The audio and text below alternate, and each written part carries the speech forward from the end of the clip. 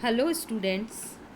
आज हम कृपाराम खिड़िया द्वारा रचित राजियारा सोरठा पाठ के आगे वाले जो सोरठ है, पांचवें सोरठ से हम आज अध्ययन करेंगे। 4 सोरठे हम पढ़ चुके हैं, जिसमें कवि ने गुणों और अवगुणों में भेद की बात कही है और कहा है कि जहाँ इनमें भेद नहीं किया जाता, जहाँ इन गुणों का सम्मान नहीं होता, उस नगरी में रहने से तो अच्छा है कि हम निर्जन स्थान पर जाकर बस जाएं। फिर दूसरे वाले सोरठे में कवि ने किसी भी कार्य की सिद्धता के लिए बल, पराक्रम और हिम्मत की महत्ता की बात कही है। तीसरे वाले सोरठे में कवि ने बताया है कि शूरवीर व्यक्ति अपने बल से ही इस संसार में गौरव पद हासिल करते हैं। चौथे वाले पद में कहा गया है कि जो व्यक्ति चुनौतियों का साहस से सामना करते हैं, वे ही जीवन में उच्च स्थान प्राप्त करते हैं। आज हम 5वें सोरठ से पढ़ेंगे, जिसमें देखिए कवि क्या कह रहे हैं। इन ही सु अवदात कहनी सोच विचार कर, बेमोसर्री बात रूढ़ी लगे न राजिया। इस वाले सोरठे में कवि कृपाराम खिड़िया कह रहे हैं कि कोई भी बात कहने से पहले हमें सोच विचार कर बोलना चाहिए। बिना विचारे यदि हम कोई बात कह देते हैं तो हो सकता है कि सामने वाले को वह बात अच्छी न लगे और उससे कोई क्लेश या उपद्रव भी हो सकता है। तो पहली इस इन ही सु अवदात कहनी सोच विचार कर। इन्ही अवदात यानी अच्छी, कहनी यानी कहना चाहिए, बेमोसर्री यानी बिना समय की या असमय की, रूढ़ी अच्छी, पहली पहले, उपाव यानी आगे वाले सोरठे में आएगा वो। यहाँ पर कवि कह रहे हैं इन्ही सुअवदात, अच्छी या हितकारी बात भी यदि व्यक्ति कह रहा है तो उससे पहले सोच विचार कर लेना चाहिए। अच्छी या हितकारी बात भी यदि व्यक्ति कह रहा है तो उसे सोच विचार करके ही बोलना चाहिए, बिना समय और अवसर को ध्यान में रखे। कोई बात यदि हमारे मुंह से निकल जाती है तो हो सकता है वो सामने वाले को अच्छी होने पर भी अच्छी ना लगे। कहने का अभिप्राय यह है, कवि ने किसी भी बात को सोच विचार कर बोलने के लिए हमें कहा है। बिना सोचे समझे यदि कोई अच्छी बात भी कही जा रही है तो हो सकता है कि अगले व्यक्ति को वह बात बुरी लग जाए और उससे कोई उपद्रव या कोई परेशानी खड़ी हो जाए। तो अच्छी बातों को या हितकारी बातों को भी व्यक्ति को सोच समझ कर कहना चाहिए। किस समय, किस स्थान पर, किस अवसर पर क्या बात कहनी है, इसके लिए पहले सोच विचार कर लेना चाहिए। अब देखिए छठे वाले सोरठे के अंदर कवि क्या कह रहे हैं। पहली किया उपाव, दौ दुश्मन आमय दटे, प्रचंड हुआ विस्वाव, रोभा गाड़े राजिया। पहली किया उपाव, पहली यानी पहले, किया यानी कर लेना चाहिए, उपाव यानी उपाय या प्रयत्न।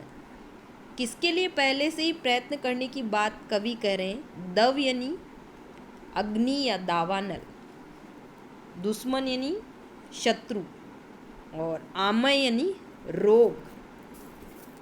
कोई भी रोग अगर हो जाए तो, प्रचंड हुआ विस्वाव, सो रोभा गाड़े राजिया। प्रचंड यानी होता है बलवान या तेज, विस्वाव संकट, रोभा यानी कष्ट, गाले यानी देना। तो कवि कृपाराम खिड़िया कह रहे हैं कि दव यानी आग से, शत्रु यानी दुश्मन के लिए, किसके लिए आए, शत्रु के लिए, आग से, दुश्मन से या शत्रु से, आमय दटे, आमय यानी बीमारी से या रोग से बचने का प्रयत्न पहले से ही करके रखना चाहिए। प्रचंड हुआ विस्वाव, रोभा गाड़े राजिया। क्योंकि जब ये चीज़ें भयंकर संकट रूप में सामने आती है, यदि हम पहले से ही बचने का प्रयत्न नहीं करते तो क्या होता है कि ये भयानक रूप धारण कर लेती है और तब हमारे लिए अधिक कष्टदायक प्रतीत होती है। पहली किया उपाय तो हमें बीमारी से बचने का, दुश्मन से सुरक्षा करने का और आग से बचने का प्रयत्न पहले से ही करके रखना चाहिए। क्योंकि जब ये चीज़ें प्रचंड हो जाती है, यानी अपने तीव्र आवेग से आती है, जब भयंकर हो जाती है तो हमें और अधिक कष्ट प्रदान करती है। तो कवि कह रहे हैं कि विपत्ति से बचने का प्रयत्न हमें पहले से ही कर लेना चाहिए। उसके लिए जो सतर्कता रखने की आवश्यकता है वो पहले से ही हमें रखनी चाहिए, ताकि वह आगे हमारे लिए प्राण घातक सिद्ध न हो। संकट को बढ़ने नहीं देना चाहिए और आरंभ से ही उस संकट से बचने के लिए हमें कोई न कोई उपाय कर लेना चाहिए। आगे हम 7वां सोरठा पढ़ रहे हैं, जिसमें कवि ने इस संसार में हिम्मत के महत्व को दर्शाया है। जो व्यक्ति हिम्मती और साहसी है वो चुनौतियों का सामना करते हुए निरंतर उन्नति के शिखर पर पहुंच जाता है, और जो व्यक्ति हिम्मती और साहसी नहीं है उसका इस संसार में कोई आदर नहीं होता, उसे रद्दी कागज की भांति फेंक दिया जाता है।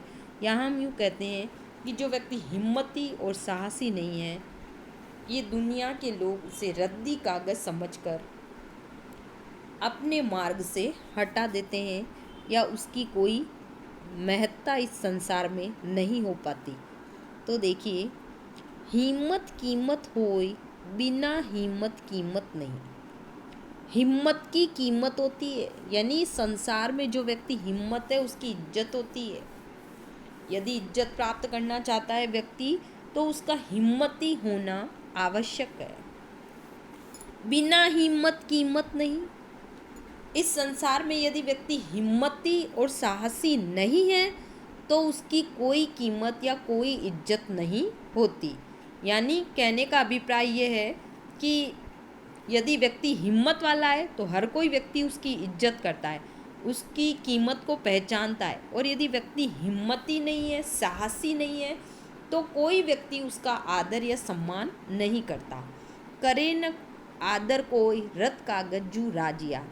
यदि व्यक्ति में हिम्मत और साहस का गुण नहीं है तो वह इस संसार में मान सम्मान या आदर को प्राप्त नहीं कर पाता।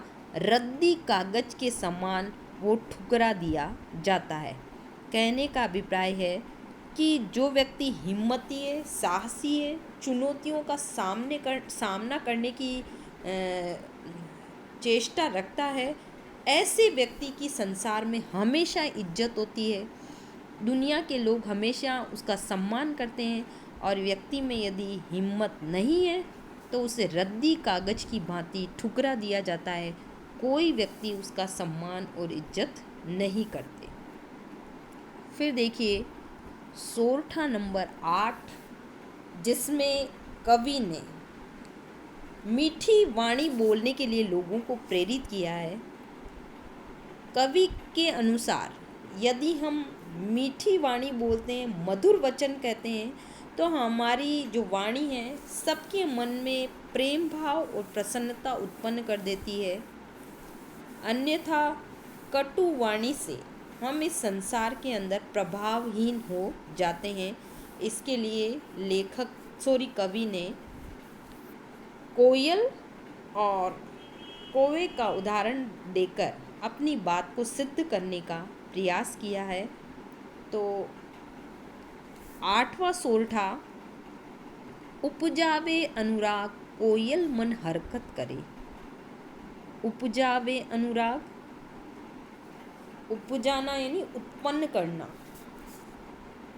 उत्पन्न करना, अनुराग यानी प्रेम, कोयल एक पक्षी है, मन हरकत करे कोयल आप सभी को पता है कि मधुर वाणी में बोलती है। तो कोयल अपनी मधुर वाणी में बोलकर सबके हृदय में या सबके मन में प्रेम भाव उत्पन्न कर देती है। यानी कोयल की आवाज़ सुनना सभी को अच्छा लगता है। कोयल की मधुर वाणी को सुनकर सभी के मन में प्रेम और प्रसन्नता का भाव उत्पन्न हो जाता है। लेकिन कवि कृपाराम खिड़िया क्या कह रहे हैं? कड़वो लागे काग। कड़वो लागे काग, कौवा क्या है? काव काव की ध्वनि करता है और उसकी ध्वनि में कर्कशता होती है। उसकी ध्वनि हमें कैसी लगती है? कड़वी। कड़वी यानी कर्कश, कठोर लगती है हमें कौवे की ध्वनि। हम उसकी आवाज़ को सुनना पसंद नहीं करते। रसना रागुण राजिया।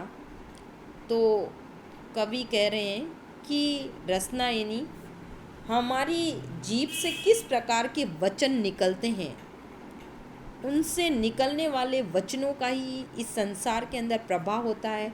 हम अपनी वाणी से इस संसार के लोगों में मधुरता और प्रेम का भाव भी बढ़ सकते हैं, और मधुरता और प्रेम के साथ ही यदि हमारी वाणी में कर्कशता आ जाती है तो हम लोगों के मन में घृणा के भाव उत्पन्न कर देते हैं।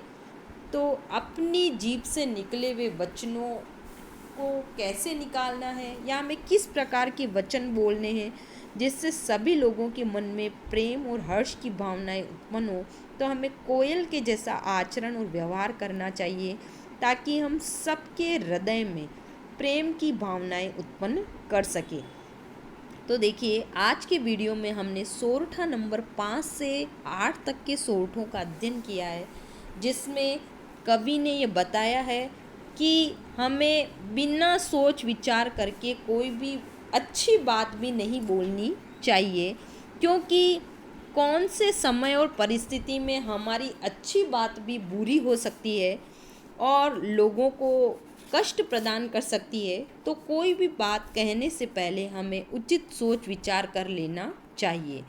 छठे वाले सोरठे में कवि ने आग, शत्रु और रोग से बचने के लिए पहले ही व्यक्ति को उपाय कर लेना चाहिए, इस बात की शिक्षा दी है, क्योंकि जब ये भयंकर रूप धारण कर लेते हैं तब इनसे बचना मुश्किल हो जाता है।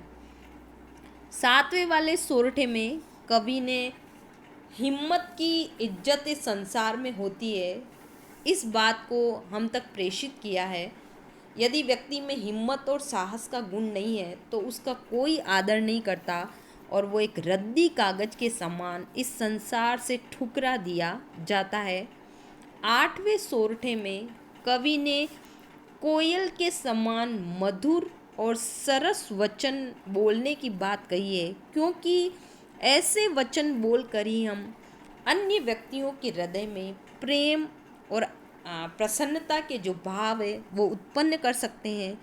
अन्यथा कोए के समान कर्कश वाणी बोलने से तो हम संसार के लोगों को कष्ट ही प्रदान करते हैं और साथ ही उनसे वैर और घृणा और मोल ले लेते हैं। तो आप ये समस्त सोरठे पढ़ लीजिए, इनकी व्याख्या करने का प्रयास आप करेंगे। यदि आपको कोई परेशानी है तो मुझे मेरे व्हाट्सएप नंबर पर कॉल करें। धन्यवाद।